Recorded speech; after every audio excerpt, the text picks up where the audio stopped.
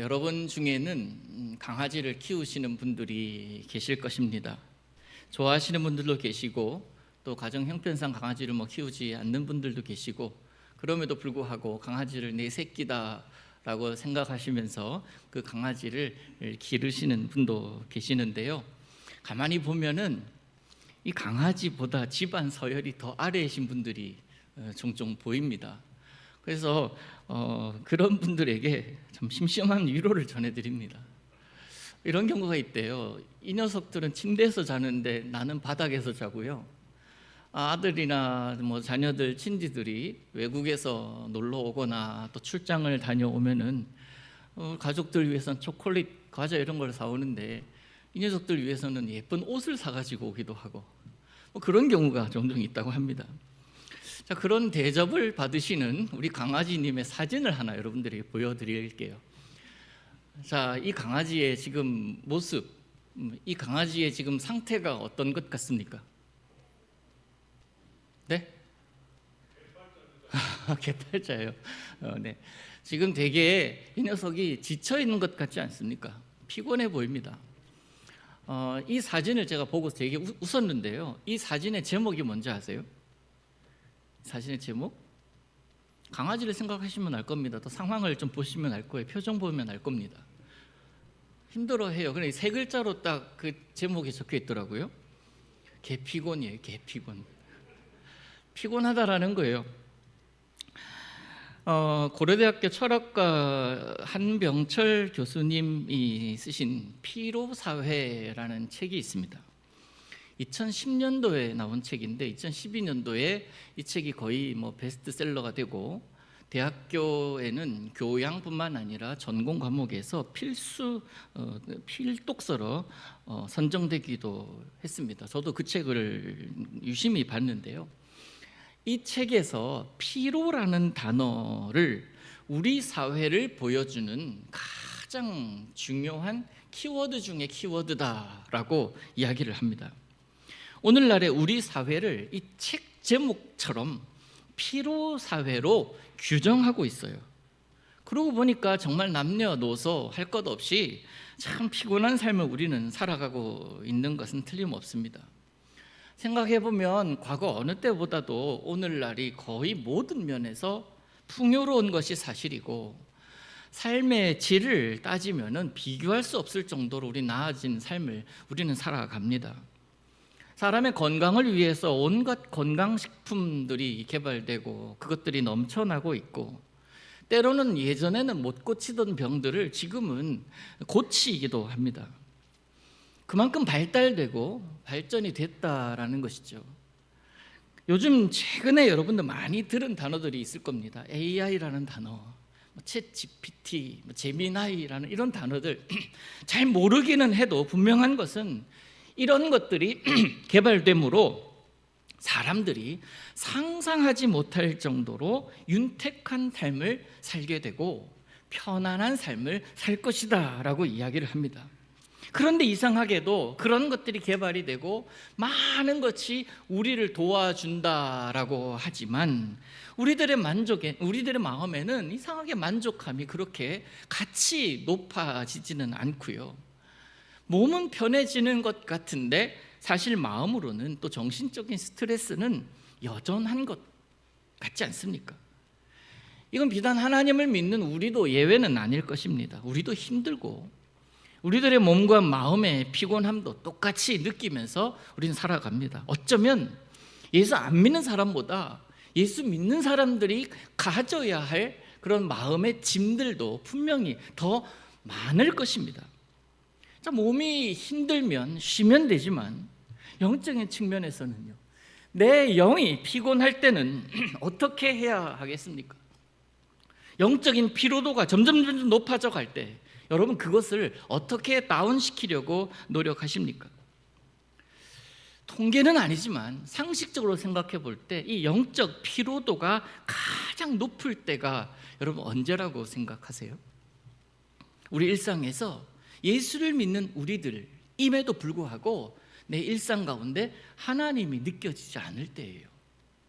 열심히 하나님의 몸된 교회를 위해서, 하나님의 이름을 위해서, 그 영광을 위해서 노력하고 살아가지만 그것이 하나님이 느껴지지 않고 하나님의 능력이 아니라 내 힘으로, 내 열정으로 하게 된다면 처음에는 잘하죠. 그러나 점점 피로도가 높아가면서 지치게 마련이에요. 그러면서 하나님이 확인되지 않습니다. 하나님이 보이지를 않아요. 하나님이 느껴지질 않아요.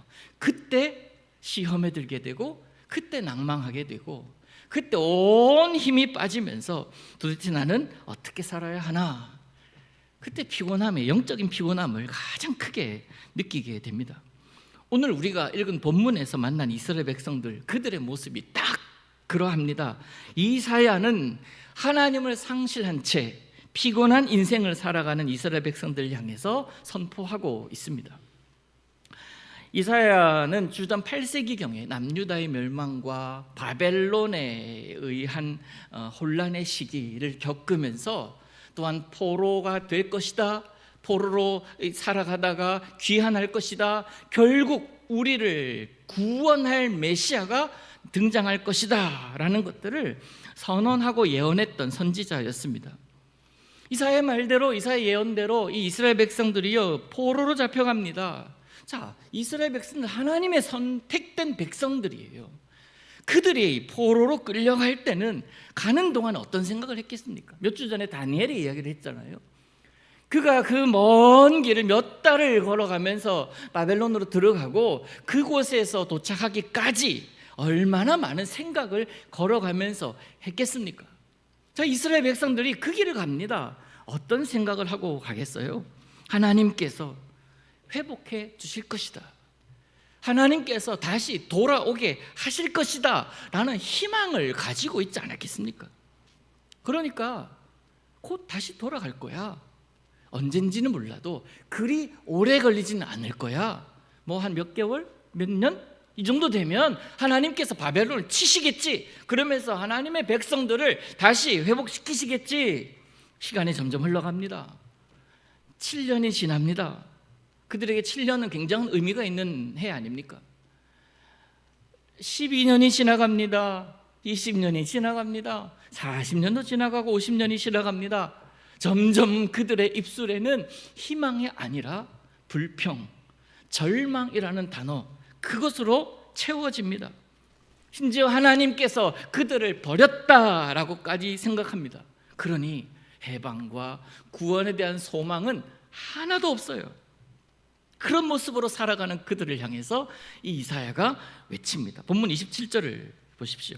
야곱아, 어찌하여 네가 말하며 어찌하여 네가 이르기를 내 길은 여호와께 숨겨졌으며 내 송사는 내 하나님에게서 벗어난다 하느냐. 굉장히 좀 어려운 이야기죠. 무슨 말을 하는 거예요? 이런 이야기입니다. 쉽게 풀어서 설명드리면, 야곱아, 왜 불평하니? 이스라엘아, 너 지금 당하고 있는 형편으로 왜 원망하니? 심지어 내가 없다고? 내가 너희들에게 간섭하지 않는다고? 내가 너희 형편을 모른다고 생각한다고? 세상에 니네들 어쩜 그럴 수 있냐? 내가 너희의 정당한 권리를 지켜주지 않는다고 생각한다고? 라는 뜻이에요. 이것도 어렵습니까? 이거예요. 너 나 좀 알아주면 좋겠다. 너 지금 살고 있는 그곳에서 나 좀 생각해주면 좋겠다 라는 말씀이에요. 원래 이스라엘 백성들은 그런 모습으로 살아야 할 자들이 아니었습니다. 그들은 말씀드렸던 하나님의 선택된 자들이에요. 거룩한 자부심이 있었던 자들입니다. 하나님께서 그들을 불꽃 같은 눈동자로 지키시고 낮에 해가 상하지 않게 하고 밤에 달이 해치지 않게 하는 그런 믿음으로 살아가던 자들이었습니다. 그렇지만 그들이 처한 형편, 삶의 모습으로 인해서 완전히 다른 삶을 살아가고 있는 겁니다. 생각 자체가 하나님 어디 계시냐고, 왜 이렇게 하나님께서 살아계시다면 내가 이렇게 살아야 되냐, 하나님 죽으신 게 당연하지, 그런 생각으로 살아갑니다. 그러한 상황 가운데 이 바벨론에서 이 세대들이 태어납니다. 거기서 태어나서 거기서 자란 세대들은 겉모습만 이스라엘 사람들이지 생각을요 바벨론 언어로 해요. 말도 바벨론 언어가 익숙하고요, 생활 문화도 바벨론화 되어 있는 사람들이에요. 이런 것들을 보면서 더 이상 고향 땅으로 돌아가야지, 더 이상 내가 저 하나님이 거하시던 곳 예루살렘을 향해서 내가 마음을 두어야지 하는 생각을 할 필요가 없게 되어 가는 것입니다. 저도 과테말라 7년 동안 살아가면서요, 그 땅에서 태어난 자들을 많이 만났습니다. 청년들과 어린 세대들을 봤어요. 그들은요, 우리가 한국말로 하지만 실제로 스페인어가 더 익숙한 애들이에요. 성경을 스페인어로 봅니다. 네 모국어가 뭐냐라고 물어봤을 때 한글이요, 성경을 뭐로 읽고 이해하느냐에 따라서 그의 모국어는 결정이 돼요. 스페인어가 더 익숙합니다. 영어가 더 익숙해요. 그러니 그들은 외모는 한국 사람이지만 그의 몸, 그의 문화는 다 그 나라 사람이에요. 그러기에 시간이 지나면서 그가 어떻게 생각을 하겠습니까? 아버지 어머니의 고향이지 내 고향은 아니잖아요. 아버지 어머니 하나님이지 내 하나님은 아니잖아요 하는 그런 생각으로 살아가기에 충분한 그런 삶을 살아갑니다. 하나님께서 정말 그들을 버리셨습니까? 하나님께서 정말 하나님의 마음에서 그들을 지우셨냐고요? 아닙니다. 결코 아닙니다. 하나님은 여전히 그들과 함께하고 계십니다. 단 그들이 느끼지 못할 뿐이에요. 그러니까 영적인 피로도가 높아져 있는 거예요. 지금 그들은 하나님의 인도하심 아래에서 바벨론 생활을 하고 있는 것입니다. 버린 것이 아니라 훈련이요, 외면이 아니라 그곳에서 피곤한 나날들을 살아가는 동안에 하나님께서 때를 기다리고 계시는 거예요. 돌아가자 신호가 들리면, 그 깃발이 올라가면 네 주님 하면서 갈 자들을 주님께서 보고 계시는 겁니다. 이스라엘 백성들이 그것을 상실한 거예요. 피곤한 인생길 살다 보니, 희망을 놓치고 보니 그렇게 보일 수밖에 없는 겁니다. 그러니까 어떻게 됩니까? 걸어가도 피곤하고, 뛰어가면 더 피곤하고, 잠을 자도 잔 것 같지 않은 인생을 살아가게 되는 거죠. 그 마음에 주님께서 주신 평안이 없으니까, 극단적으로 말해서 주님 더 이상 나랑 상관없다고 생각하고 있으니까 차라리 바벨론에서 태어나고 바벨론 사람들, 그 사람들처럼 하나님 외면하고 아예 내려놓으면 그 영적인 피곤함은 없어질 거예요. 그런데 1세대들의 마음에는 두 마음인 거예요. 하나님의 백성인데, 그리고 그 자녀들에게도 그 얘기를 하는데 정작 자기가 느껴지지 않으니 거기서 오는 스트레스와 거기서 오는 영적인 피로도가 높아져만 가고 있는 그런 모습인 거예요. 여기서 주저하는 인생이 아니라 완벽하게 내가 한쪽을 선택했을 때 그 피로는 사라집니다. 그런데 무엇을 선택해야 할까? 어디에 내가 마음을 두고 살아야 할까? 거기에 따라서 그가 하나님의 사람인지 하나님과 관계없는 사람인지가 나뉘어지는 것 아니겠습니까? 사랑하는 교우 여러분, 여러분이 어떤 상황, 어떤 형편에 처해 있을지라도 하나님은 여러분과 함께하고 계심을 믿으시기를 바랍니다. 때로는요, 느껴지지 않을 때가 있어요. 하나님이 확 다가올 때도 있는데 하나님이 의심될 때가 있다고요. 그럴 때 하나님이 안 계신 겁니까? 하나님은 죽은 겁니까? 내가 느끼지 못할 뿐이다라는 겁니다. 성경에서 볼 수 있는 수많은 믿음의 사람들, 그들은 날마다 승승장구하고 날마다 자기들이 바랬던 것을 하나님께서 허락하신 그 삶만 살았던 것은 결코 아니에요. 그들이 형통하였다, 날마다 복 가운데 거했다라고 말할 수 있는 것은 그런 주어진 상황 때문이 아니라 하나님께서 늘 함께하고 계심을 믿었기 때문에 그렇습니다. 그들 역시 힘든 시간이 있었습니다. 마음 괴로운 날들을 지나야 했습니다. 그러나 그들을 믿음의 사람이라고 하는 이유는 하나예요. 믿음으로 그 상황을 보는 거예요. 믿음으로 내가 그 길을 걸어가는 거예요. 믿음으로 하나님의 인도하심을 따라가는 겁니다. 그랬기에 기어이 하나님께서 예비하신 복을 누린 사람, 그래서 우리는 그들을 믿음의 사람이다 라고 이야기를 하는 겁니다. 예를 하나 들어볼게요. 창세기 39장 2절에 이런 말씀이 있습니다. 여호와께서 요셉과 함께 하심으로 그가 형통한 자가 되어. 자, 여호와께서 요셉과 함께 하셨어요. 그가 형통한 자가 됐습니다. 그러면 그 다음은 어떻게 해야 됩니까? 그의 아버지 야곱으로부터 어마어마한 축복을 받고 어마어마한 복을 누리고, 그 아버지 보호 아래에서 형들은 몰라도 자신은 채색 옷을 입고 신발을 좋은 것을 신고 좋은 것을 먹으면서 그렇게 후계자 교육을 받아야 되는데, 그런데 형통한 자가 되어 그 다음에 뭐라고 합니까? 그의 주인이 달라져요. 애굽 사람의 집에 있습니다. 아니, 형통한 자가 어떻게 애굽 사람의 집에 있냐고요. 또 주인이 자기가 아니라 그 애굽 사람이 주인이라는 사실, 자신은 종이라는 것 아닙니까? 형통한 자가 왜 그렇게 사냐고요. 복 있는 자가 왜 그렇게 사냐고요. 하나님을 그렇게 믿던 자가 왜 그렇게 살아가냐고요. 형통의 이유가 애굽 사람의 집에 있어서 형통이 아닙니다. 형통의 주체는 여호와입니다. 그 여호와께서 요셉과 함께 하셨기 때문에 형통을 얘기하는 것이지, 현상을 보고 형통을 얘기하는 게 아니에요, 성경은. 그래서 내가 현상 때문에, 내 현실 때문에 속으면 안 되는 거예요. 하나님이 나와 함께하고 계시는지를 계속 볼 수가 있어야 하는 겁니다. 상황을 보면, 현상을 보면 피곤하고 지칠 수밖에 없는 일상이 우리들의 일상입니다. 그래서 이 나이쯤 되면 좀 쉬면서 나도 하고 싶은 것 하고 누리고 싶은 것 누리고 해야 할 나이인데, 젊을 때나 지금 때나 왜 이렇게 고생하는지 모르겠다라고 하시는 분들이 계십니다. 믿음의 사람은요, 그런 생각이 들 때 해야 할 것이 있어요.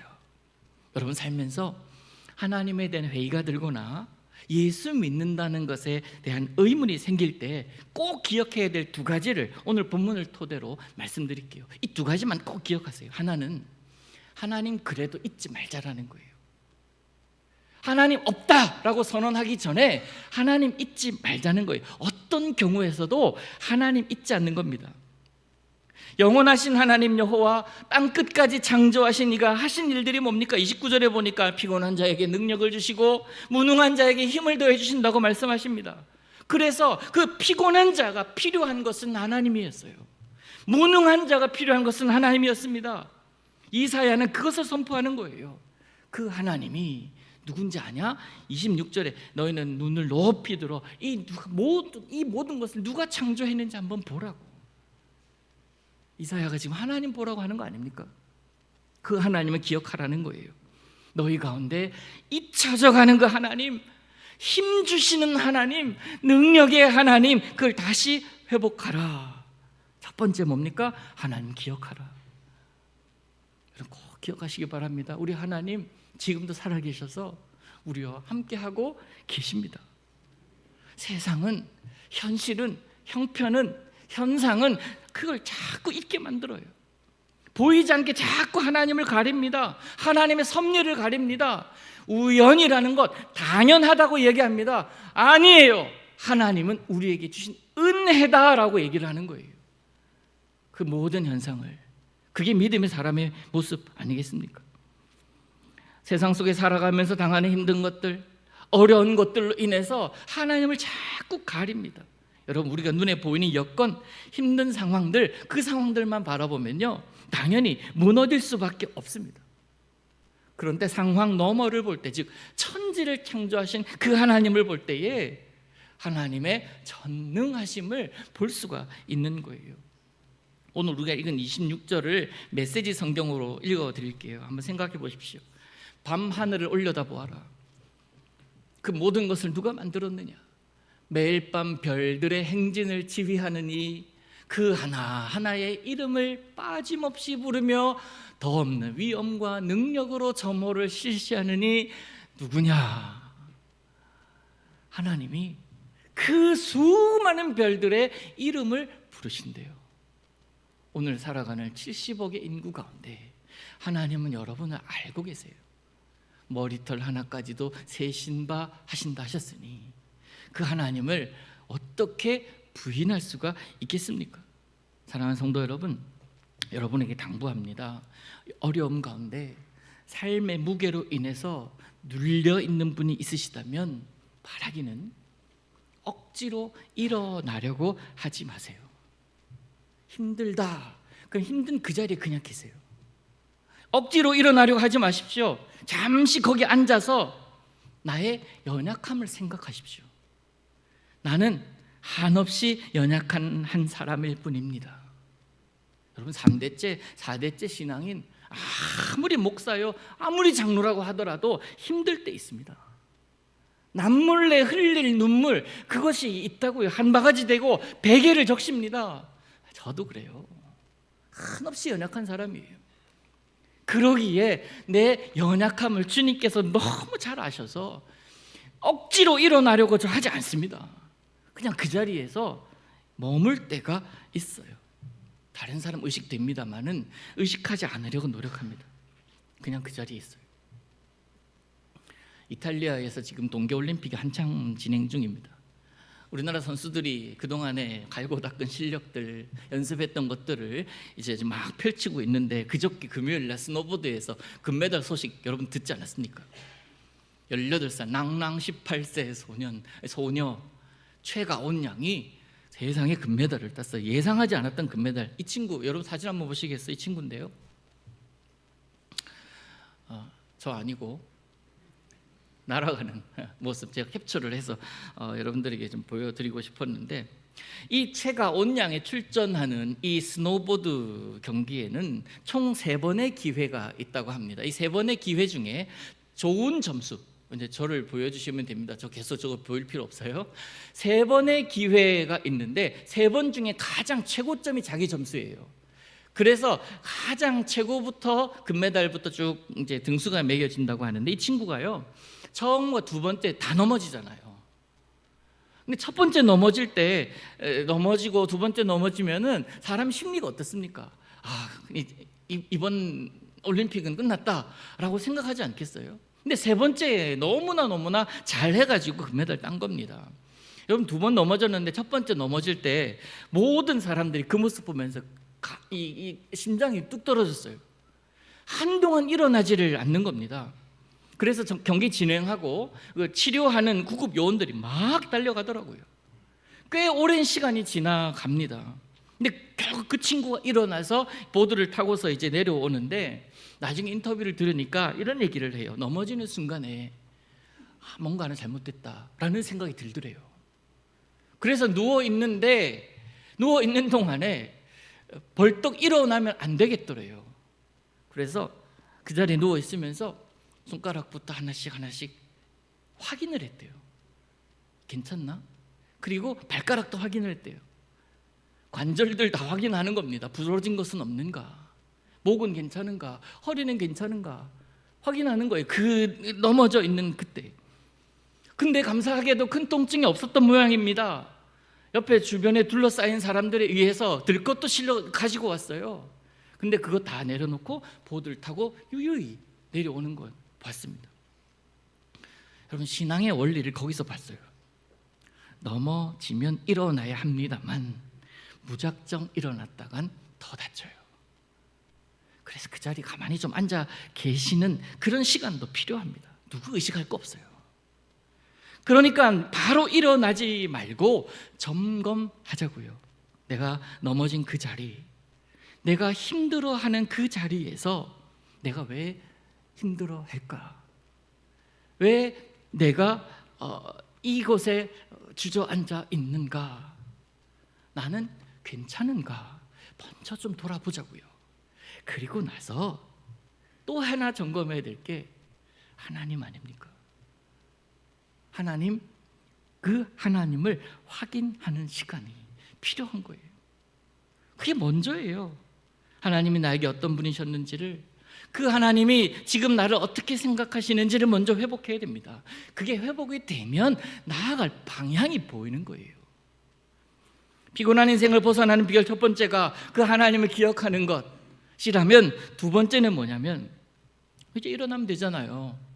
그 일어나는 것이 남았습니다. 그런데 아직 아니에요. 한 단계 더 남았어요. 하나님을 기억했다면 그 하나님을 바라보는 거예요.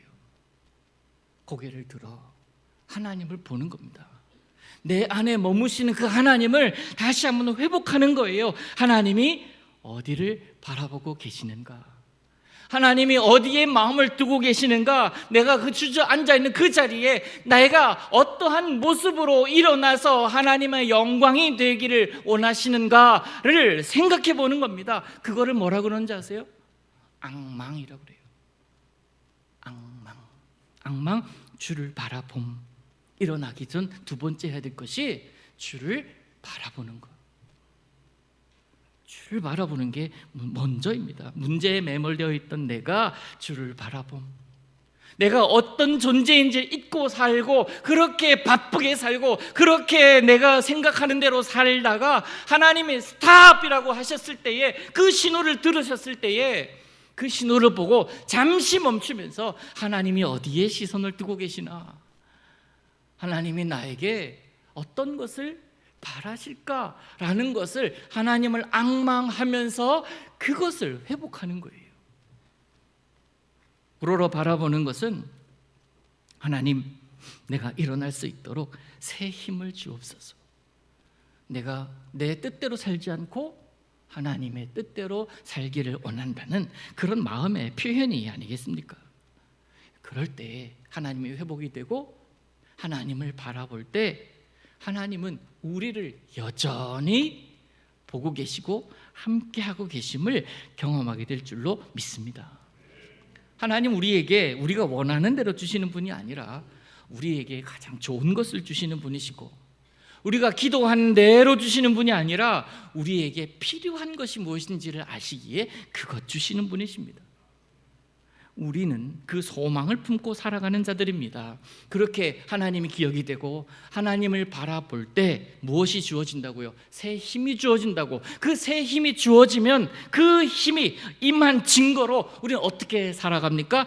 독수리가 날개치며 올라갈 것이고, 뛰어가도 곤비지 아니하고 걸어가도 피곤하지 않게 되는 그 삶을 살게 되는 거죠. 무작정 내게 날개를 주시되 독수리 같은 날개를 달라고, 뛰어가더라도 피곤하지 아니한 체력 달라고, 그것 구하기 전에 하나님을 먼저 회복하고 하나님을 앙망해야 한다라는 것이죠. 그게 성경의 원리입니다. 여러분, 네팔이라는 나라를 아실 겁니다. 네팔은 전 인구의 90% 이상이 힌두교도로 구성된 나라예요. 히말라야를 중심으로 이렇게 있는 나라인데, 그런데 이 나라가요 굉장히 몇 년 동안에 엄청난 변화를 하고 있습니다. 지금도 변하고 있어요. 어떤 면으로 변하냐면 21세기에 들어서 복음화가 전 세계에서 가장 빠른 속도로 진행되는 나라가 됐어요. 네팔이. 복음이 들어가면서 그 복음으로 인해서 복음이 역사하기 시작하는데요, 어마어마한 속도로 그 나라를 덮고 있어요. 그 이유가 우리나라 선교사님들이 그렇게 활약을 많이 한대요. 저도 과테말라 있을 때 네팔도 후원하기도 했고, 교인 중에 몇몇은 네팔에 직접 다녀오기도 했어요. 거기서 교회 짓고 오기도 그랬습니다. 교회 짓는 거 거기 어렵지 않아요. 몇백만 원이면 돼요.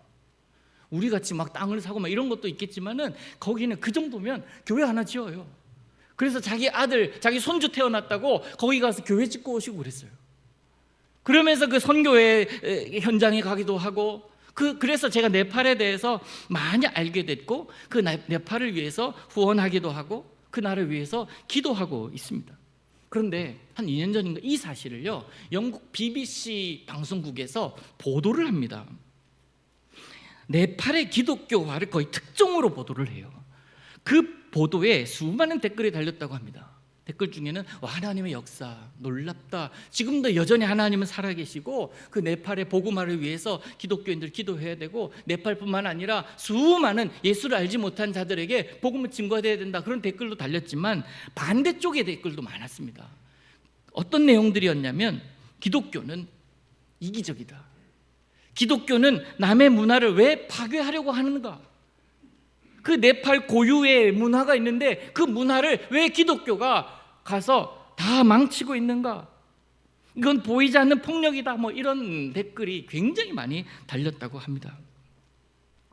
여러분 어떻게 생각하세요? 그 나라에 복음이 전해지는 것이 그 뉴스 보도에 댓글에 달린 것처럼 과연 그 나라의 문화를 파괴하는 그런 것이라고 여러분 생각하십니까?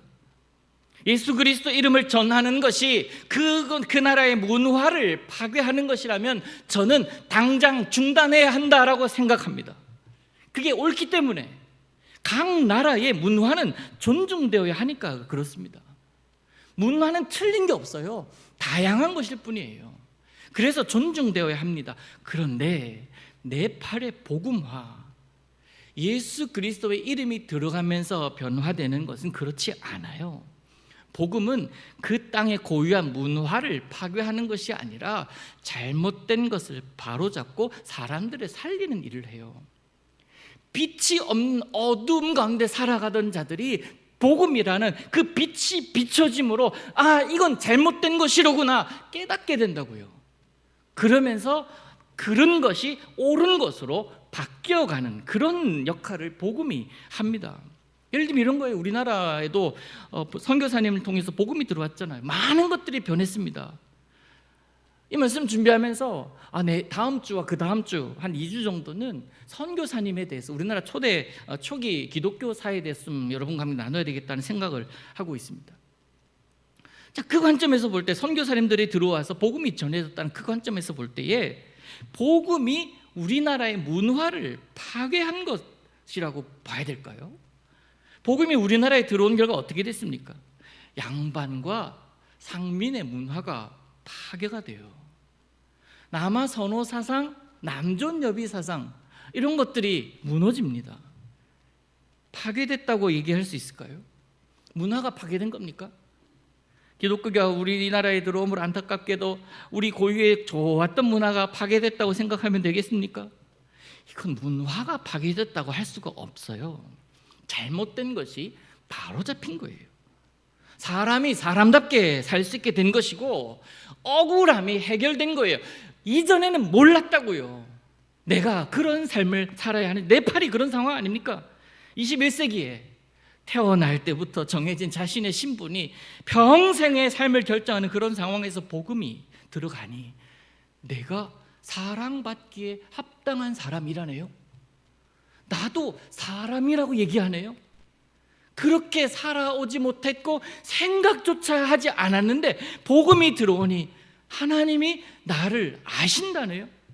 수많은 밤하늘의 별들이 있는데 하나하나 이름을 다 기억하고 계시는 그 하나님이 나를 사랑하신다네요. 이게 문화가 파괴된 거예요? 이게 복음이 잘못 들어가서 그런 것입니까? 이것 가지고 그런 소리를 하고 있는 거예요. 본질을 보면 다른 것 아닙니까? 사랑하는 성도 여러분, 우리 인생 가운데 여전히 복음이 필요합니다. 그래서 하나님은 이사야 선지자를 통해서 이스라엘 백성들에게 또한 오늘날의 피곤한 인생을 살고 있는 우리들에게 복음을 주셨고 그 복음으로 너의 인생을 보라, 또 복음으로 힘내라 라고 말씀하고 계시는 겁니다. 그 하나님을 오늘도 신뢰하며 사시기를 원합니다. 우리 주님 여전히 살아계셔서 우리에게 복음으로 다가오시고 새 힘 주신다 말씀하고 있습니다. 그 살아계신 하나님께서 여러분의 어떤 상황이라도 함께 하시기에 그 하나님을 기억하고 그 하나님을 앙망함으로 새 힘을 얻어서 여러분의 삶의 자리에서 담대히 살아가시기를 원합니다. 이번 한 주간 동안 특별히 우리에게 설 명절이 있는 주간 아닙니까? 너무나 좋은 기회예요. 복음으로 새 힘 얻어서 살아가는 것이 어떤 것인지를 가족들과 서로 이야기를 나누고 그것으로 살아가기를 결단하는 시간이 되어야 되지 않겠습니까? 여러분을 새롭게 하시는 하나님, 새 힘 주시는 하나님, 언제나 어디서나 동행하시는 하나님, 피곤한 인생길을 걸을 때에 진정한 힘을 얻으려면 무엇을 해야 하는지를 오늘 우리에게 말씀해 주고 계시는 겁니다. 험한 인생길로 인해 마음 힘들 때 주께서 주시는 새로운 힘이 여러분과 여러분의 가정에 가득하기를 원합니다. 인생길 살아감 만만치 않으시죠? 피곤하시지요? 오늘 제목이 피곤한 인생을 벗어나려면 아닙니까? 어떻게 하면 되겠습니까? 지금도 피곤해 보이시는 분이 계시는데 어찌해야 할까요? 하나님만 바라보십시다. 우리 하나님 느껴지지 않아도 여전히 나와 함께하고 계심을 잊지 말고 믿음으로 승리하는 여러분 되시기를 주님 이름으로 축복합니다. 기도합니다. 사랑하는 하나님 아버지, 피곤하여 지친 우리들의 마음속에 새 힘을 허락하여 주옵소서. 우리 인생길에 주의 능력으로 가득하게 하옵소서. 독수리가 날개치며 올라가는 것이 무엇인지, 달려가도 곤비하지 않는 것이 무엇인지, 걸어가도 피곤하지 아니하는 것이 무엇인지를 내 일상 가운데 경험하기를 원하오니 사랑의 하나님 새 힘 주셔서 그 힘으로 하루하루 살아가도록 주님께서 인도하여 주옵소서. 예수님의 이름으로 기도하옵나이다. 아멘.